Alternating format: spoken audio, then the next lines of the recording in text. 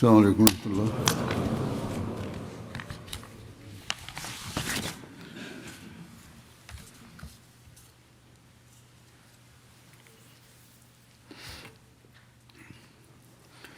أشهد أن لا إله إلا الله أشهد أن لا إله إلا الله وحده لا شريك له وأشهد أن محمدا عبده ورسوله أما بعد فأعوذ بالله من الشيطان الرجيم بسم الله الرحمن الرحيم الحمد لله رب العالمين الرحمن الرحيم مالك يوم الدين إياك نعبد وإياك نستعين اهدنا الصراط المستقيم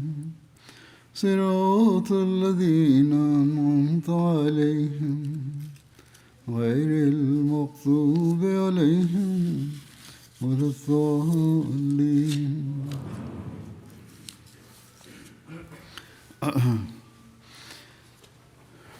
ہم آج رمضان کے مہینے سے گزر کر عید منا رہے ہیں، لیکن یہ عید ہمارے رمضان کے مہینے سے گزرنے پر اللہ تعالیٰ کی شکر گزاری کے طور پر منانے والی ہونی چاہیے کہ اس نے ہمیں رمضان میں روزوں اور عبادت کی توفیق دی۔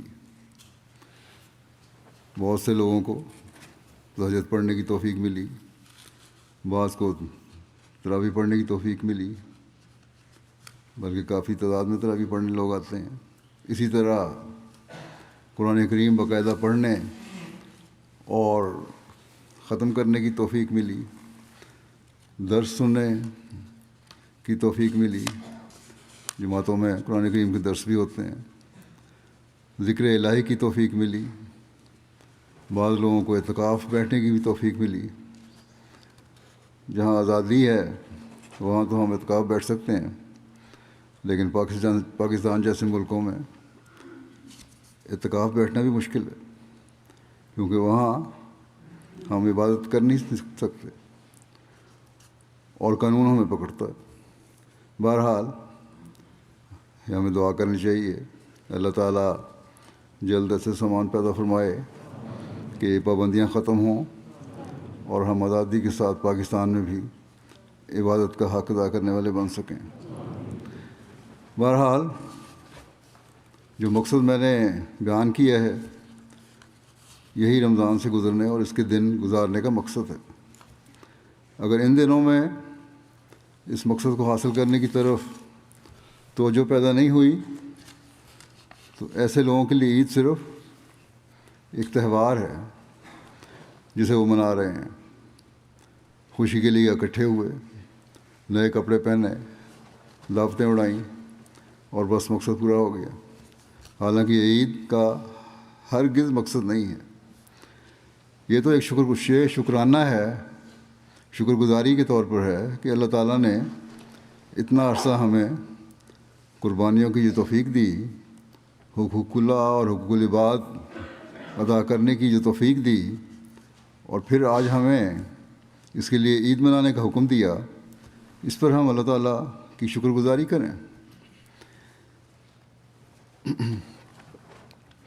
میں امید کرتا ہوں کہ احمدیوں کی اکثریت نے رمضان کی برکات سے فائدہ اٹھانے کی بھرپور کوشش کی ہوگی تاکہ وہ تقویٰ میں بڑھیں، رشد اور ہدایت میں بڑھیں، اللہ تعالیٰ کی عبادت میں بڑھیں اور نیکیاں ادا کرنے کی طرف ان کی توجہ پیدا ہو۔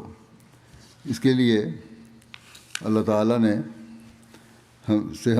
سے ہمیشہ مدد بھی مانگتے رہنا چاہیے کہ اللہ تعالیٰ نے ہمیں نیکیوں، عبادتوں اور حقوق العباد کی ادائیگی کی جو توفیق عطا فرمائی ہے اسے ہماری زندگیوں میں ہمیشہ جاری رکھنے کی بھی توفیق عطا فرمائے، تاکہ صرف رمضان ہی نہیں بلکہ ہمارا ہر دن اللہ تعالیٰ کی عبادت کا حق ادا کرتے ہوئے اور اس کی تعلیم پر عمل کرتے ہوئے گزرے اور حقوق العباد کی ادائیگی کرتے ہوئے گزرے۔ اللہ تعالیٰ نے ہمیں قرآن کریم میں جو سورہ فاتحہ سکھائی ہے اور اسے بار بار پڑھنے کی ہدایت فرمائی ہے، اور ہر نماز اور ہر رکعت میں اسے پڑھنے کی ہدایت فرمائی ہے، تو یہ کیوں ہے؟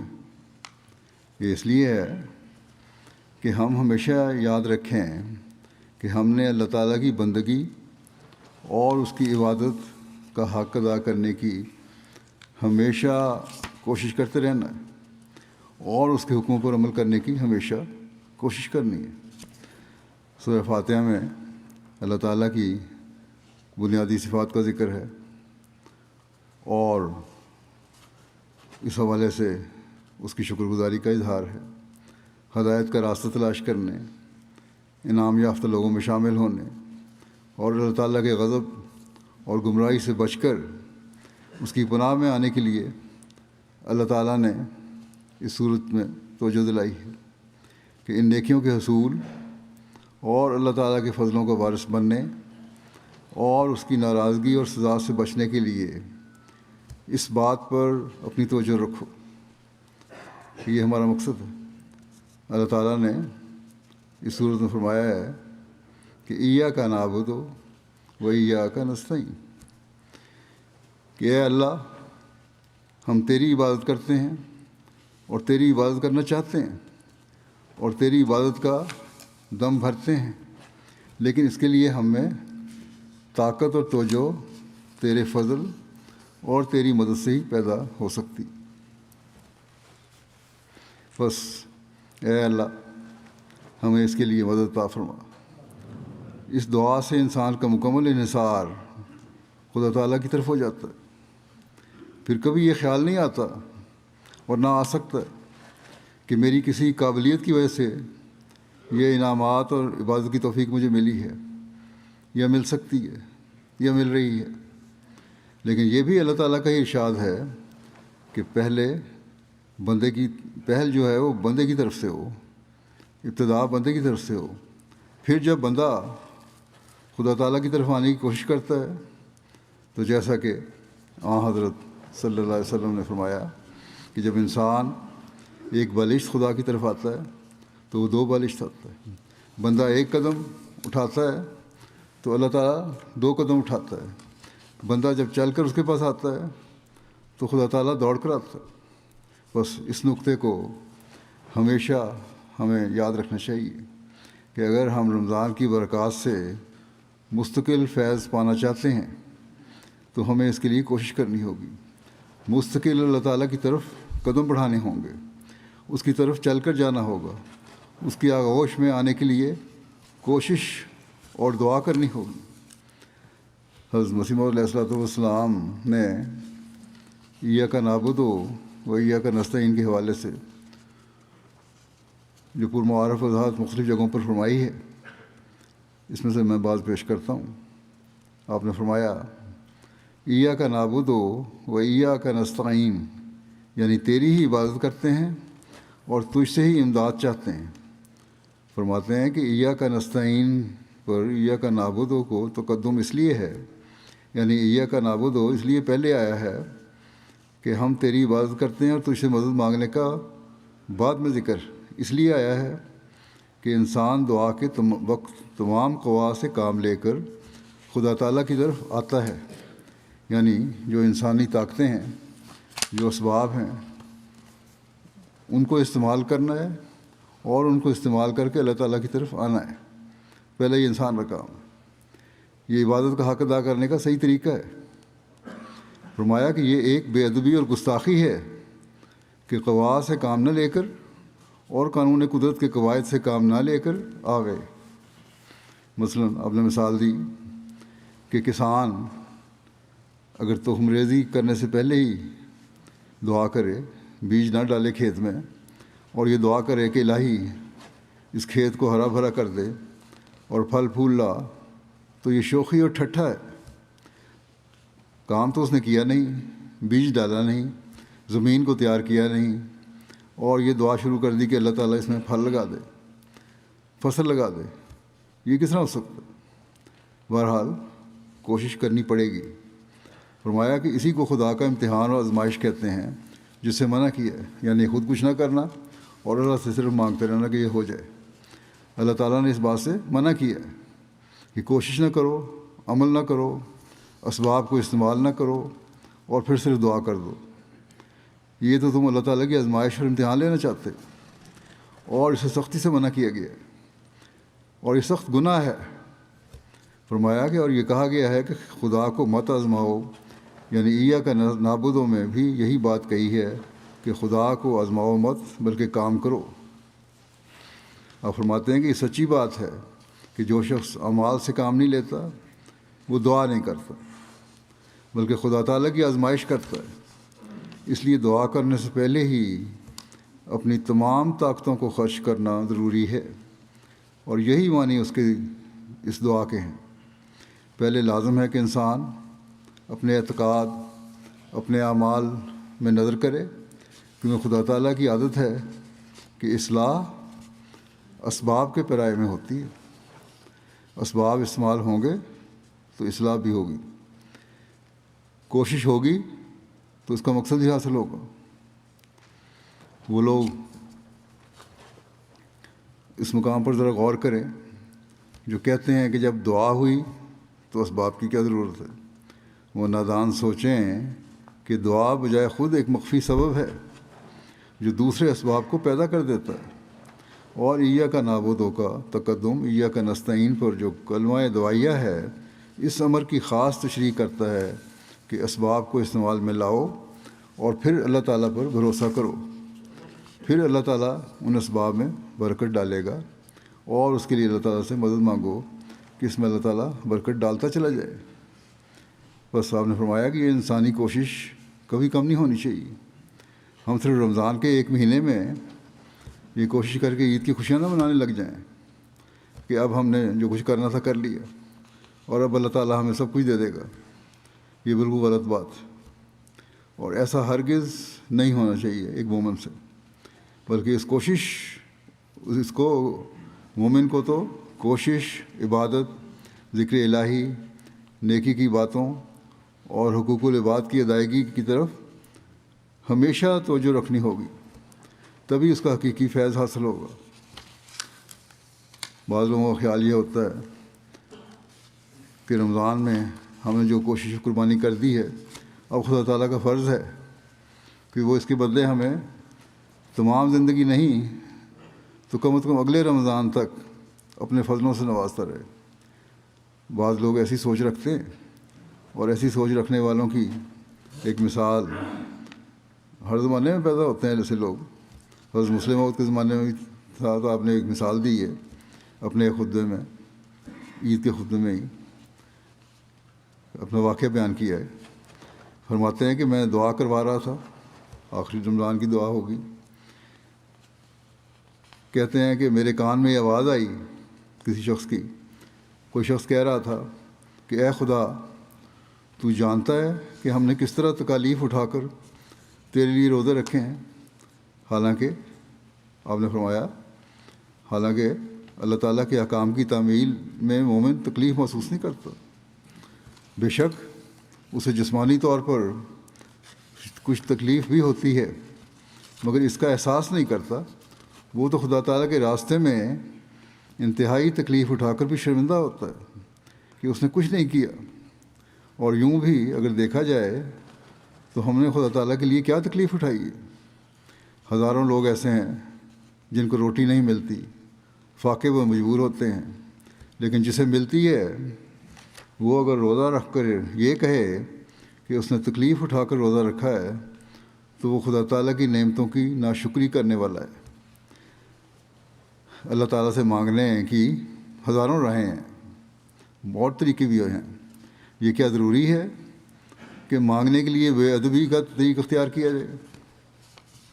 کیا جائے اور اس طرح اپنے لیے اس کے فضلوں کے دروازے بند کر لے انسان؟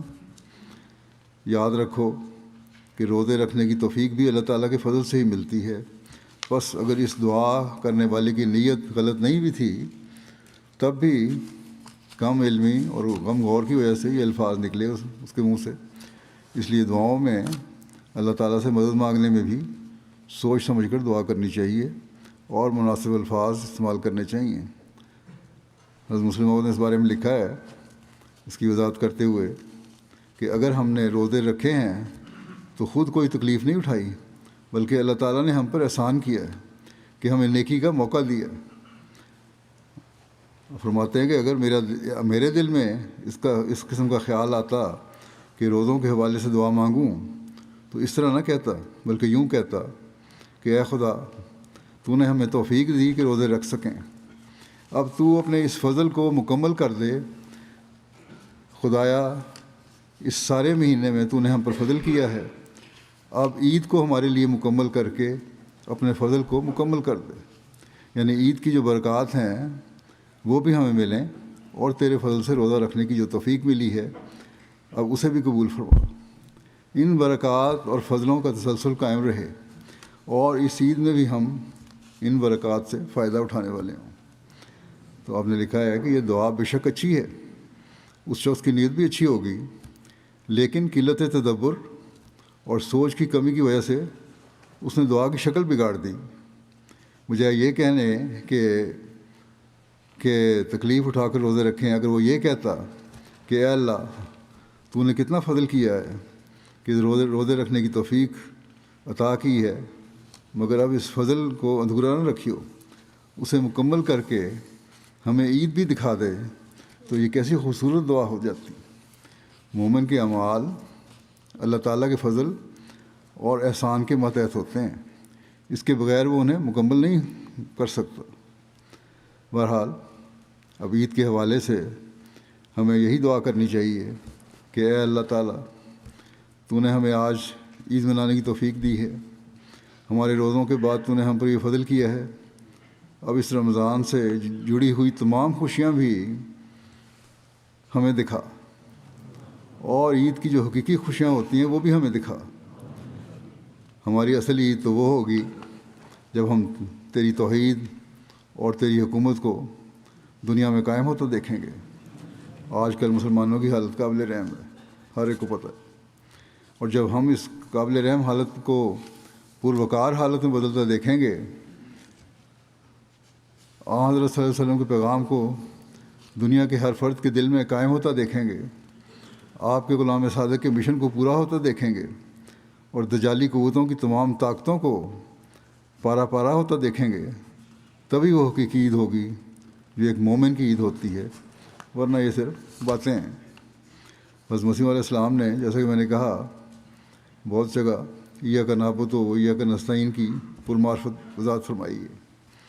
ایک جگہ فرماتے ہیں کہ مختلف پہلوؤں کو سامنے رکھتے ہوئے آپ نے فرمایا کہ اللہ تعالیٰ نے یہ جملہ ایاک نعبد کو جملہ ایاک نستعین سے پہلے رکھا ہے. اس میں بندے کے توفیق مانگنے سے بھی پہلے اس ذات باری کی صفت رحمانیت کے فیوض کی طرف اشارہ ہے. ایک اس کا یہ بھی مطلب ہے, پہلے رکھا ہے جو اللہ تعالیٰ کی صفت رحمانیت جو ہے, صفت رحمانیت اس کے فیض کی طرف اشارہ ہے. گویا کہ بندہ اپنے رب کا شکر ادا کرتا ہے اور کہتا ہے کہ اے میرے پروردگار, میں تیری نعمتوں پر تیرا شکر کرتا ہوں, اور جو تو نے تیرا شکر کرتا ہوں جو تو نے میری دعا, میری درخواست, میرے عمل اور میری کوشش, اور جو تیری اس ربوبیت اور رحمانیت سے جو سوال کرنے والوں کے سوال پر سبقت رکھتی ہے. یعنی میں اس کی شکر گزاری کرتا ہوں جو تو نے نعمتیں مجھے عطا کی ہیں, جو ان سب سے بڑھ گئی ہیں, جو تو نے نعمتیں مجھے عطا کی ہیں. میری دعا تو اس کے مقابلے میں کچھ بھی نہیں ہے. یعنی تیری ربوبیت اور رحمانیت سوال کرنے والوں کے سوال سے بہت اوپر ہے. میری استعانت سے پیشتر ہی تو نے مجھے عطا کر دیا. میری دعا مانگنے سے پہلے ہی تو نے مجھے بہت کچھ دے دیا ہے. تو نے مجھے اپنے رحمانیت اور ربوبیت کے فیض میرے مانگنے سے پہلے ہی عطا کر دیے, جس پر میں تیرا شکر ادا کرتا ہوں. تو یہ بھی اس کا ایک مطلب ہے, شکر گزاری کی طرف توجہ پیدا ہوتی ہے اس سے. پھر میں تجھ سے ہر قسم کی قوت، راستی، خوشحالی، کامیابی اور ان مقاصد کے حاصل ہونے کے لیے التجا کرتا ہوں جو درخواست کرنے، مدد مانگنے اور دعا کرنے پر عطا کی جاتی ہیں، اور تو بہترین عطا کرنے والا ہے۔ اب یہ تو نے دے دیا اپنی ربوبیت اور رحمانیت کے وجہ سے، لیکن اب میں یہ التجا کرتا ہوں کہ مجھے ہر قسم کی قوت بھی عطا کر، راستے پہ چلنے والا بھی میں ہوں، خوشحالی بھی رہے، کامیابی بھی رہے، نیک مقاصد میں کامیاب بھی ہوں، حاصل بھی ہوں مجھے، کیونکہ تم بہترین عطا کرنے والا ہے۔ یہ کا نستعین کا یہ مطلب ہے۔ اب چونکہ تیری رحمانیت اور ربوبیت سے مجھے بہت کچھ مل چکا ہے، اس لیے اب میں تیری عبادت کرتے ہوئے تجھ سے یہ بھی مانگتا ہوں اور مدد چاہتا ہوں کہ جو صحیح راستہ ہے، خوشحالی ہے، کامیابیاں ہیں، اور جو میرے مقاصد ہیں انہیں پورا کر دے۔ میں یہ دعا مانگتا ہوں کہ اے اللہ، تو مجھے وہ سب عطا کر دے جو زندگی میں میرے لیے فائدہ مند ہو، اور وہ نعمتیں عطا فرما جو مجھے تیری طرف لے جانے والی ہوں، تاکہ میں پھر تیری شکر گزاری کرنے والا بن جاؤں۔ جب اللہ کی طرف انسان جائے گا تو دوبارہ شکر گزاری کی طرف توجہ پیدا ہوگی۔ پھر آپ فرماتے ہیں کہ ان آیات میں ان نعمتوں پر شکر کرنے کی ترغیب ہے۔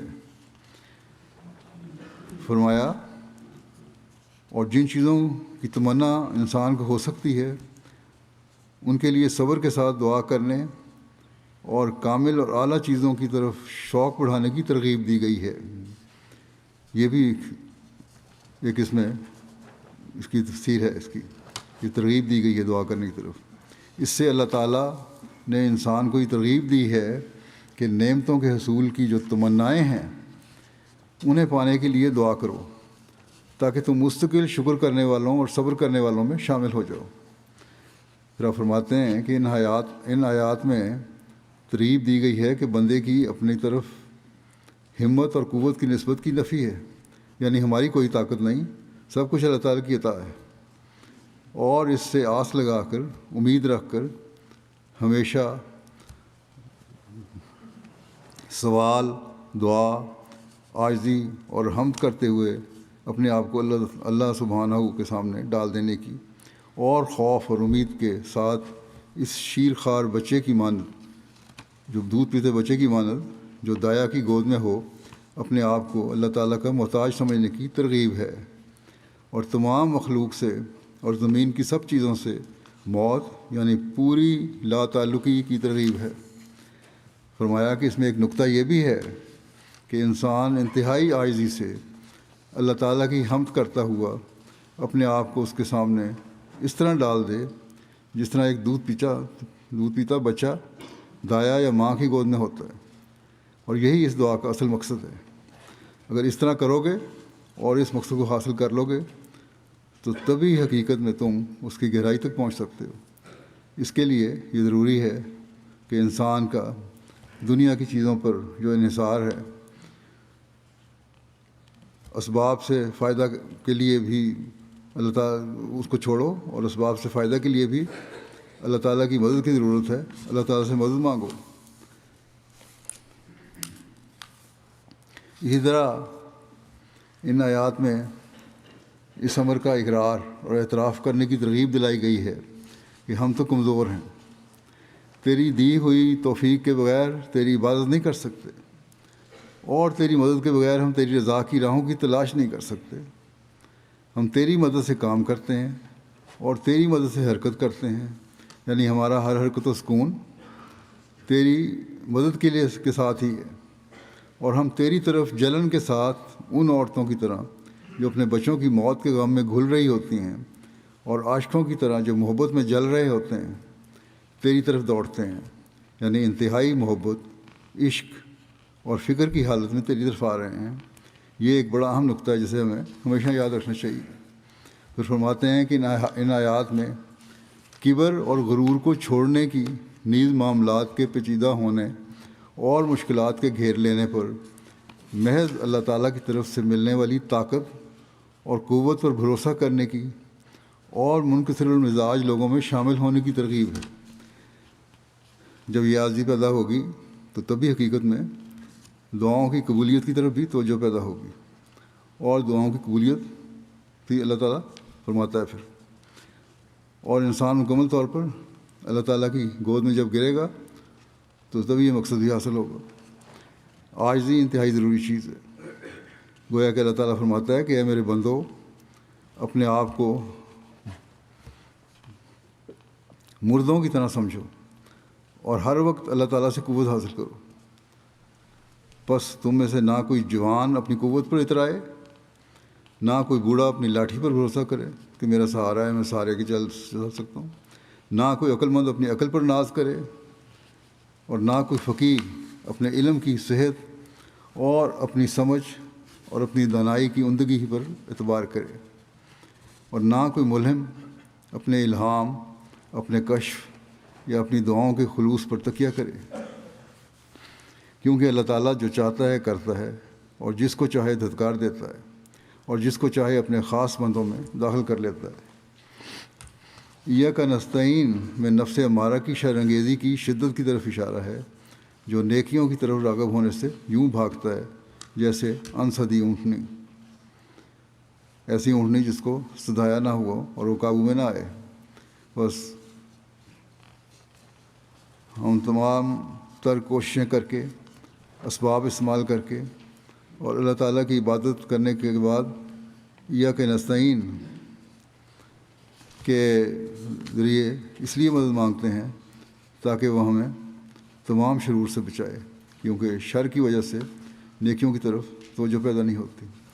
انسدی اونٹنے کی مثال عربوں کے لیے تو ہے، آج اس زمانے میں یہاں غیر تربیت یافتہ گھوڑوں کی مثال ہے جو سوار کو اپنے اوپر بیٹھنے نہیں دیتے یا قابو میں نہیں رہتے۔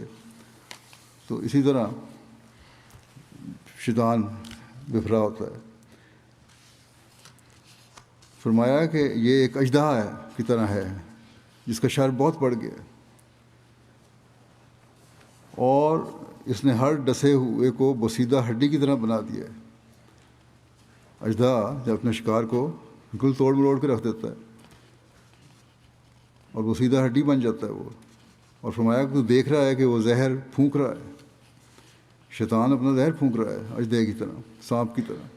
پھر آپ نے یہ مثال بھی دی کہ وہ شیر کی طرح ہے کہ اگر حملہ کرے تو پیچھے نہیں ہٹتا، اس وقت کوئی طاقت، قوت، کمائی یا اندوختہ کارآمد نہیں ہوتی سوائے خدا تعالیٰ کی مدد کے جو شیطانوں کو ہلاک کرتا ہے۔ جب ایسے دشمن کو واسطہ پڑتا ہے اور حملہ کرتے ہیں تو اللہ تعالیٰ کی طاقت ہی ہے جو بچا سکتی ہے، اور یہی آج کل حال ہے مسلمانوں کا۔ ان کو بھی چاہیے کہ اللہ تعالیٰ کی طرف جھکیں۔ بس شیطانوں، برائیوں اور گناہوں سے بچنے اور نیکیوں سے فیض پانے کے لیے ضروری ہے کہ انسان ایاک نستعین کا ورد کرتا رہے۔ آج ہماری حقیقی عید تبھی ہوگی جب ہم اس شیطان کو مکمل طور پر اپنے سے دور کر دیں گے اور اللہ تعالیٰ کی پناہ میں آ جائیں گے، اور ایاک نستعین کے ذریعے بار بار مدد مانگتے رہیں گے۔ پھر آپ نے اسی تسلسل میں ایک جگہ اس طرح وضاحت فرمائی کہ یہ اور نابودوں کو نستعین سے پہلے رکھنے میں اور بھی نکات ہیں۔ وہ کیا نکات ہیں؟ فرمایا وہ نکات یہ ہیں کہ اللہ تعالیٰ اپنے بندوں کو ایک ایسی دعا سکھاتا ہے جس میں ان کی خوش بختی ہے، اور کہتا ہے کہ میرے بندو، مجھ سے عاجزی اور عبودیت کے ساتھ سوال کرو اور کہو اے ہمارے رب، ایاک نعبد، ہم تیری عبادت کرتے ہیں لیکن بڑی ریاضت، تکلیف، شرمساری، پریشان خیالی اور شیطانی وسوسہ اندازی اور خشک افکار اور تباہ کن اوہام اور طریق خیالات کے ساتھ ہم سیلاب کے گدلے پانی کی مانند ہیں، یا رات کی لکڑیاں اکٹھی کرنے والے کی طرح ہیں، اور ہم صرف گمان کی پیروی کر رہے ہیں، ہمیں یقین حاصل نہیں ہے۔ اب یہ ساری اسی طرح ہے، ہمارے اندر تو کچھ نہیں، گو ہم دعویٰ تو کرتے ہیں لیکن حقیقت میں ہمارا اسی طرح ہے جس طرح گدلا پانی ہوتا ہے، جس میں کچھ نظر نہیں آتا اور کسی کا استعمال کے قابل نہیں ہوتا، فائدہ مند نہیں ہوتا انسان کے لیے۔ تو ہمیں یقین حاصل ہو جائے تاکہ ہم اس سے فیض اٹھانے والے ہوں جو اللہ تعالیٰ کی برکات ہیں. یعنی ہم تیری عبادت تو کرتے ہیں، مزید وضاحت اس کی یہ ہے کہ ہم تیری عبادت تو کرتے ہیں لیکن ہمارے اندر کوئی خوبی نہیں ہے، اور ہم بڑی عجز سے تیرے حضور جھکے ہوئے ہیں، کیونکہ ہمارے اندر وسوسے ہیں، غلط قسم کی فکریں ہیں، اور تباہ کن اوہام ہمارے اندر ڈیرے ڈالے ہوئے ہیں. مختلف وہموں میں مبتلا ہو جاتے ہیں ہم. بعض قوموں میں تو یہ بہت زیادہ ہے وہموں کی بیماری. ہمیں پوری طرح تسلی نہیں ہے. ہماری حالت تو ایسی ہے جس طرح سیلاب کا گدلا پانی ہوتا ہے، جس میں کچھ راستہ نظر نہیں آ رہا ہوتا. ہمیں صرف یہ خیال ہے کہ اللہ تعالیٰ موجود ہے، لیکن جیسا کہ تجربہ ہونا چاہیے ویسا نہیں ہے. بس اس تجربہ حاصل کرنے کی ہم کوشش کرتے ہیں. ہمیں مدد کر اس میں. اللہ تعالیٰ کی ذات کا جو واضح اور روشن نشان ہمارے اندر پیدا ہونا چاہیے تھا وہ پیدا نہیں ہوا. وہ اے اللہ تو ہمارے اندر پیدا کر دے.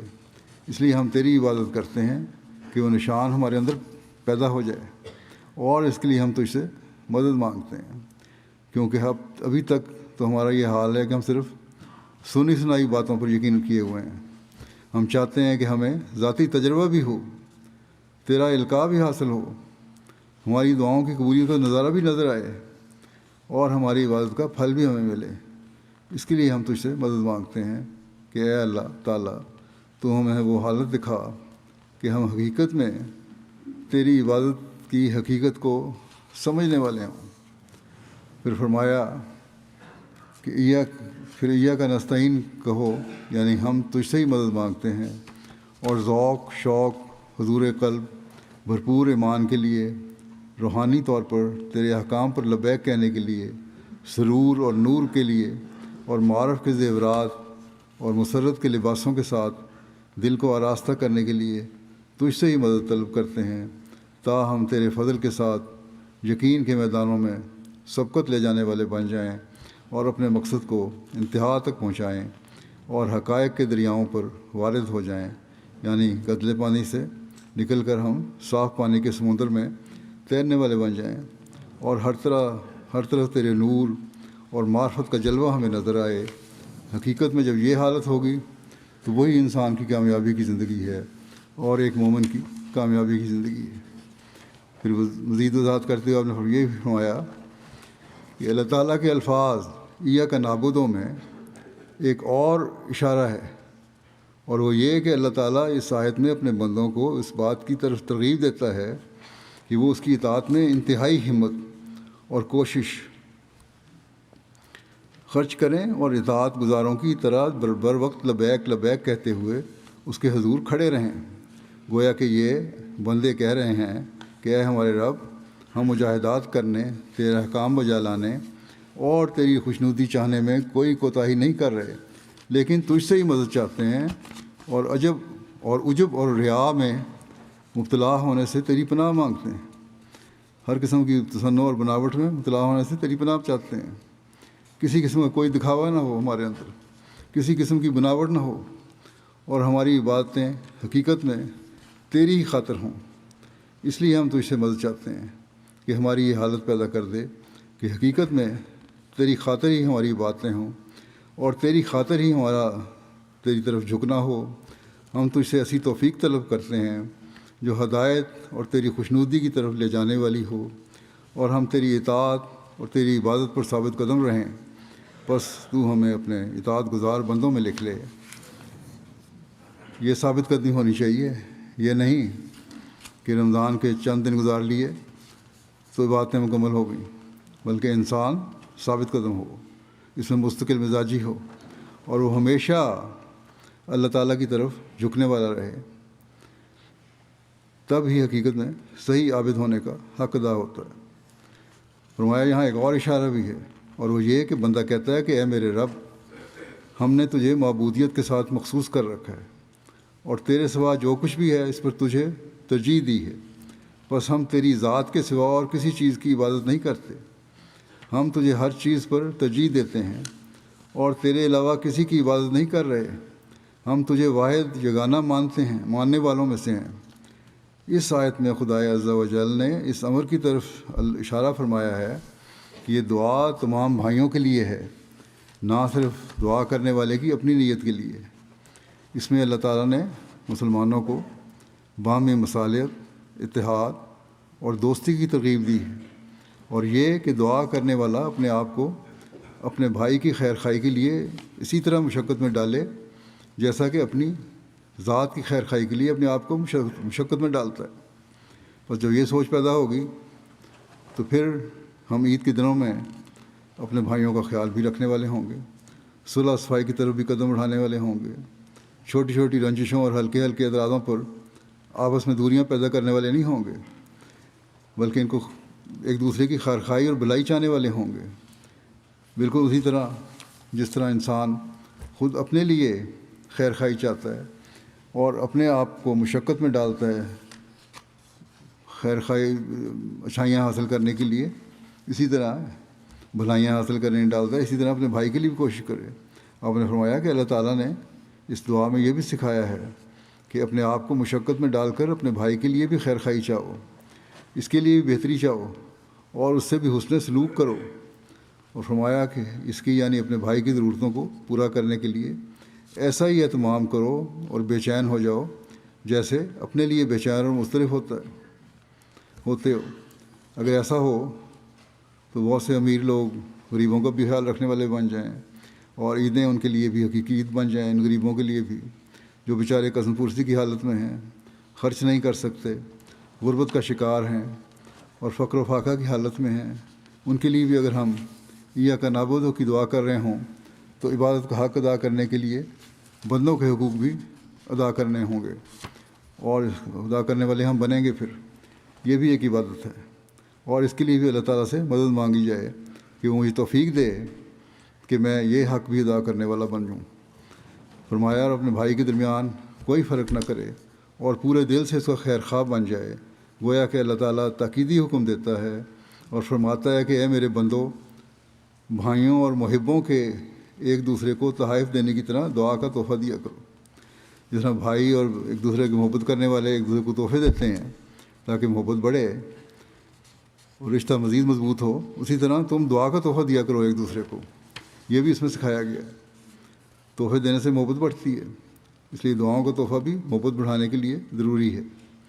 جب ہم دعاؤں کے ذریعے ایک دوسرے سے تعلق قائم کریں گے تو اللہ تعالیٰ بے شمار فضل فرمائے گا۔ جہاں وہ ان غریبوں کی مدد کے لیے ہمیں ذریعہ بنا رہا ہوگا، وہاں ہمیں بھی اپنے بے شمار فضلوں سے نوازنے والا ہوگا۔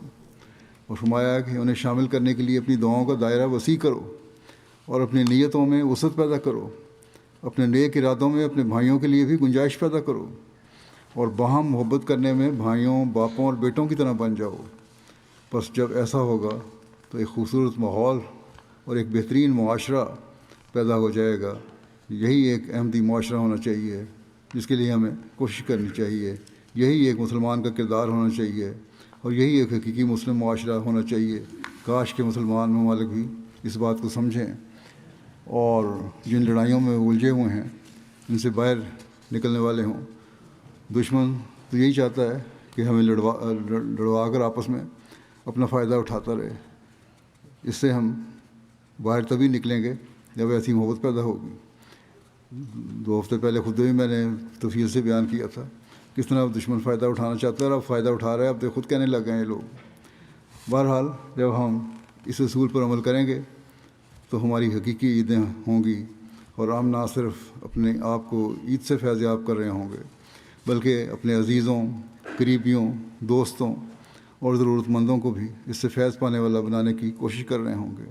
اس کے نتیجے میں اللہ تعالیٰ ہمیں مزید نوازتا چلا جائے گا۔ حضرت مسلم موعود رضی اللہ عنہ نے اس حوالے سے ایک نقطہ بیان کیا ہے، اپنا ایک واقعہ بیان کیا ہے۔ آپ کہتے ہیں کہ جب میں بحری جہاز کے ذریعے حج سے واپس آ رہا تھا تو ایک دن جہاز کے کپتان نے مجھ سے کہا کہ میرے نائب کو اسلام کی طرف رغبت ہے، آپ میرے پاس آئیں تاکہ اس سے بات چیت کی جا سکے۔ فرماتے ہیں کہ دراصل اس کپتان کو خود بھی اسلام میں تھوڑی سی دلچسپی تھی۔ فرماتے ہیں کہ میں اس کی اجازت سے ان کے کمرے میں گیا۔ کپتان کے کمرے میں ہر کوئی نہیں جا سکتا، اس نے بلایا، گیا، اس نے مجھے مشینری وغیرہ دکھائی، کس طرح سارا آپریٹ کرتے ہیں، سارا دکھایا، سارا تعارف کرایا، پھر مجھے چائے بھی پلائی۔ اس کے بعد کہنے لگا کہ میرا نائب اسلام کی طرف مائل ہے اور مسلمان ہونا چاہتا ہے، تو میری خواہش ہے کہ آپ کے ذریعے مسلمان ہو جائے۔ اور فرماتے ہیں کہ میں نے محسوس کیا کہ اس کی باتوں میں مذاق کا رنگ تھا، زیادہ سنجیدگی نہیں تھی، اس کے مذاق تھا، مذاق سے باتیں کر رہا تھا۔ راستے کی تحقیقات اس کی غرض نہیں تھی اور نہ ہی وہ سچائی کی طرف جانا چاہتا تھا۔ بہرحال وہ مسائل پوچھتا رہا۔ گفتگو کے دوران کپتان نے مجھ سے کہا کہ اب کپتان صاحب خود ہی کہنے لگے مسلم موت کو کہ اب تو آپ حج کر کے آئے ہیں، اب تو آپ جو عمل بھی کریں وہ جائز ہے۔ میں نے پوچھا کیوں؟ یہ کس طرح ہو گیا؟ یہ کس طرح ہو سکتا ہے کہ میں جو عمل کروں وہ جائز ہو جائے؟ کہنے لگا کہ پہلا تختہ اب صاف ہو گیا ہے، اس لیے اب آپ نئے گناہ کر سکتے ہیں۔ میں نے اسے ایک مثال دیتے ہوئے پوچھا کہ جس شخص نے نیا سوٹ پہنا ہو وہ اس کی زیادہ حفاظت کرتا ہے یا پہلے سے پہنے ہوئے میلے کپڑوں کی؟ تو کپتان نے جواب دیا کہ ہر شخص نئے سوٹ کو داغ لگنے سے بچانے کی زیادہ کوشش کرتا ہے۔ اس طرح میں نے کہا پھر آپ مجھے یہ مشورہ کس طرح دے رہے ہیں کہ حج کے نتیجے میں مجھے جو نیا سوٹ ملا ہے اسے میں زیادہ خراب کروں؟ آپ فرماتے ہیں کہ میں نے اسے یہ جواب دیا کہ میں حج کر کے آیا ہوں تو یہ نیا سوٹ ہے، اب اس کا حق زیادہ ہے کہ میں نیکیاں بجا لاؤں، نہ یہ کہ میں سمجھوں کہ میرے پرانے گناہ معاف ہو گئے اور میں نئے گناہ کرتا چلا جاؤں۔ اب تو مجھے مزید کہ مجھے تو مزید بچا کر قدم رکھنا ہوگا۔ اسی کی مثال دیتے ہوئے پھر آپ نے مزید فرمایا کہ مومن کو جب نیکیوں کا موقع ملتا ہے تو اسے چاہیے کہ مغرور ہونے کے بجائے زیادہ احتیاط سے کام لے۔ رمضان یا دوسری عبادتوں کے بعد ہمیں یہ نہیں سمجھنا چاہیے کہ ہمارا فرض ختم ہو گیا ہے۔ اگر تو رمضان میں ہم نے کچھ کمایا نہیں تو اگر کچھ بھی نہیں کمایا، کوئی نیکی نہیں کی، تو ہمارے لیے فخر کی کون سی بات ہے؟ کوئی فخر کی بات ہی نہیں ہے۔ اور اگر کمایا ہے تو پھر اس حاصل کردہ خزانے کی حفاظت زیادہ ضروری ہے تاکہ اسے چور نہ لے جائیں۔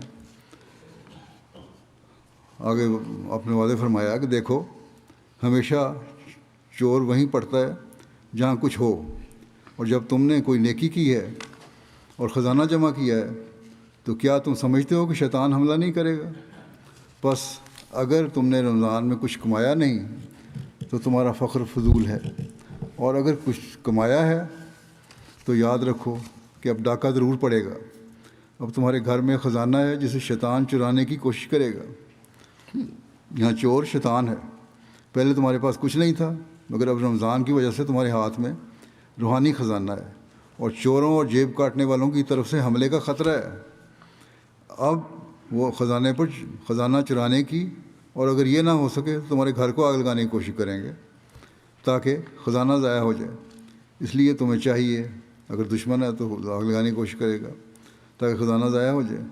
اس لیے تمہیں چاہیے کہ زیادہ ہوشیار رہو۔ اب تمہیں زیادہ زور سے ایاک نعبد و ایاک نستعین پکارنے اور فکر کرنے کی ضرورت ہے۔ اس وقت زیادہ فکر کے ساتھ اپنے خزانے کی حفاظت کی ضرورت ہے۔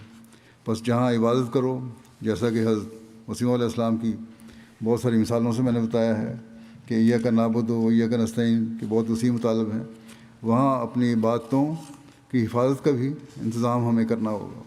بس اگر ہم نے کوئی نیکی کی ہے تو اب ہم ان نیکیوں کو جاری رکھنے کے لیے مزید شکر گزاری کے طور پر اللہ تعالیٰ کی عبادت بجا لائیں، اور پھر اس سے مدد مانگیں کہ اے اللہ ہمیں آئندہ بھی مستقل مزاجی سے ان عبادات کو بجا لانے کی توفیق عطا فرما۔ ہم تجھ سے مدد مانگتے ہیں کہ ہم پر کبھی شیطان کا حملہ نہ ہو، اور جو عبادتیں اور نیکیاں ہم نے رمضان میں کی ہیں وہ ضائع نہ ہوں، تاکہ ہم عید کا حقیقی فیض پانے والے بنیں اور کوئی چور ہمارے اس خزانے پر نہ پڑے۔ بس جب ہماری یہ سوچ ہوگی تبھی ہماری عیدیں کامیاب عیدیں ہوں گی۔ اسی طرح یہ بات بھی یاد رکھیں کہ آج ہم تو عید کی خوشیاں منا رہے ہیں، لیکن حقیقی خوشی جیسا کہ میں نے کہا تھا اللہ تعالیٰ کے احکام پر عمل کرنے میں ہی ہے۔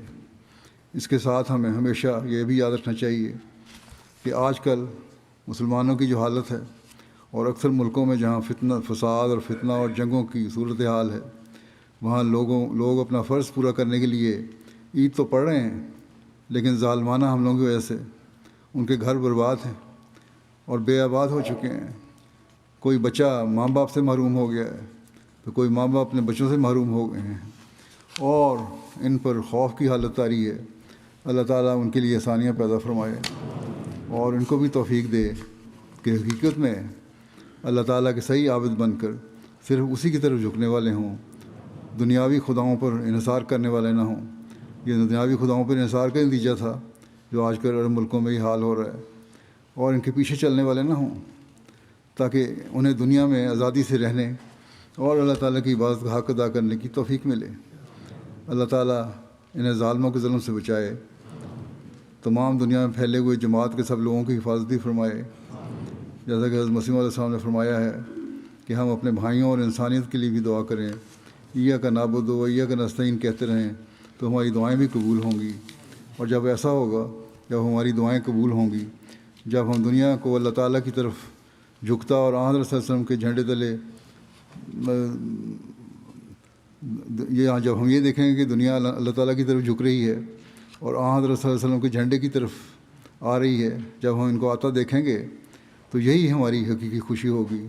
جب حضرت مسیح موعود علیہ السلام کے مشن کو پورا ہوتا ہوا دیکھیں گے تب بھی ہماری حقیقی عید ہوگی۔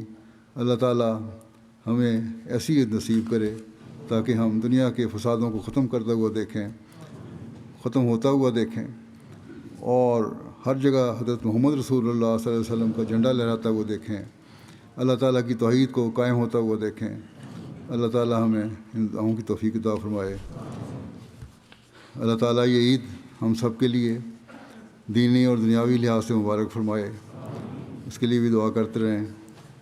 اور حقیقت میں یہ عید مبارک سے زبانی عید مبارک نہ ہو، بلکہ حقیقت میں مبارک عید ہو ہم سب کے لیے۔ بعض ملکوں میں کل عید ہو رہی ہے، اللہ تعالیٰ ان کو بھی خیریت سے عید منانے کی توفیق عطا فرمائے اور اپنی حفاظت میں رکھے، خاص طور پہ پاکستان میں، اور ہر شر سے ان کو محفوظ رکھے۔